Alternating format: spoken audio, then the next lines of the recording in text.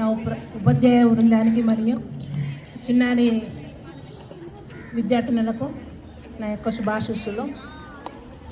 నేడు పదవి విరమణ సన్మాన సభను స్వీకరిస్తున్న రమాదేవి మేడం గారికి శుభాభివందనాలు. మా సార్ మరొకసారి మేడం గారిని దగ్గరికి తీసుకొచ్చి మా అత్తమ్మని పరిచయం చేయడం జరిగింది.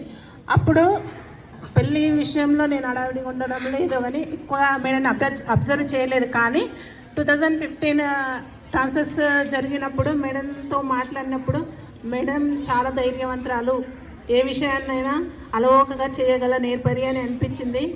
అది స్కూల్కి వచ్చాక తెలిసింది. అవన్నీ విషయాలు నిజమే, నేను అనుకున్నది చాలా కరెక్ట్గా అనుకున్నానని తెలిసింది.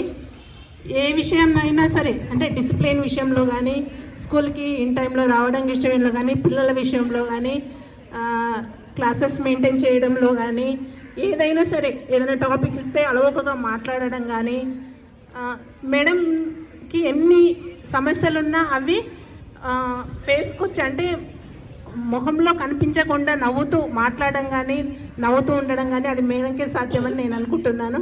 మేడంలో ఉన్న ధైర్య సాహసాలు కూడా నాకు కొంచెం రావాలని నేను కోరుకుంటున్నాను.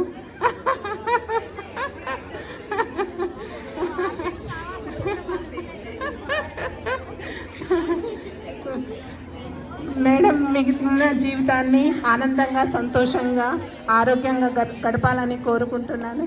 ఈ అవకాశం ఇచ్చిన వరలక్ష్మి మేడం గారికి ధన్యవాదాలు.